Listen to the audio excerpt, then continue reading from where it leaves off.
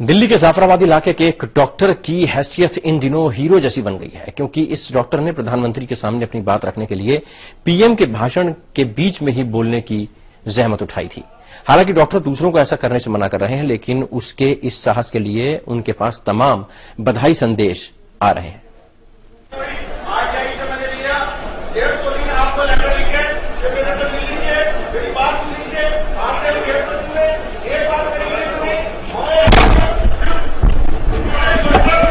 Doctor Faheem हमारे इलाके के हीरो तो पहले से ही थे, लेकिन पहले वो अरशद वारसी थे, अब शाहरुख खान हो गए। जाफराबाद की संकरी गलियों में प्रैक्टिस करने वाले इस यूनानी डॉक्टर का रुतबा इन दिनों किसी सेलिब्रिटी से कम नहीं।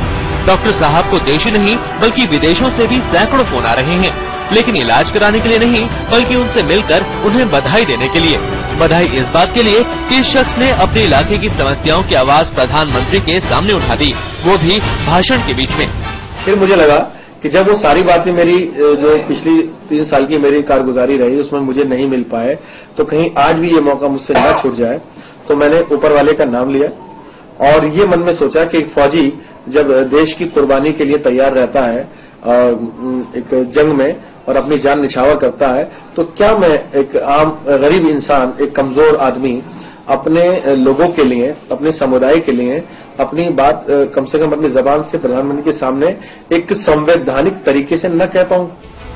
गौरतलब है कि फहीम जिस इलाके में रहते हैं वहाँ का जीवन नारकीय से जरा भी कम नहीं।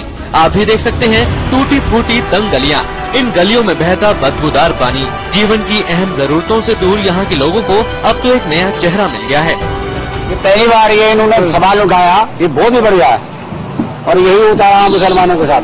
हम इनके साथ हर तरीके से, जान से, माल से, खून से, हर तरीके से तैयार हैं।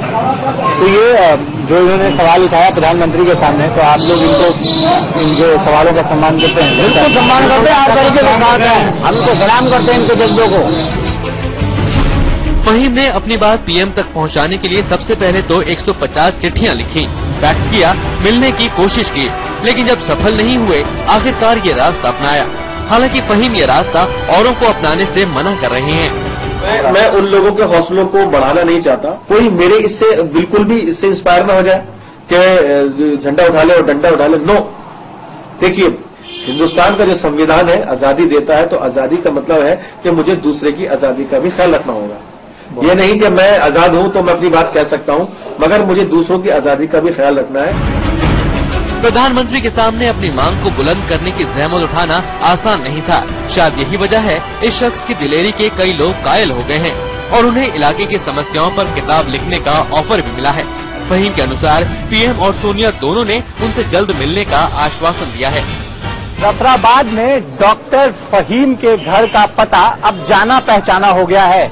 कल प्रधानमंत्री की सभा में जिस तरीके से उन्होंने सवाल उठाए, उससे हजारों लोग उनके पास आकर उन्हें बधाई दे रहे हैं, लेकिन वो इसे नजीर नहीं बनाना चाहते और इसके लिए वो हिदायत देते हैं कि युवा इसे दोहराए नहीं, क्योंकि उन्होंने ऐसा इसलिए किया क्योंकि उनकी बात पिछले 4 सालों तक लगातार दोहराने के बाद किसी ने नहीं सुनी।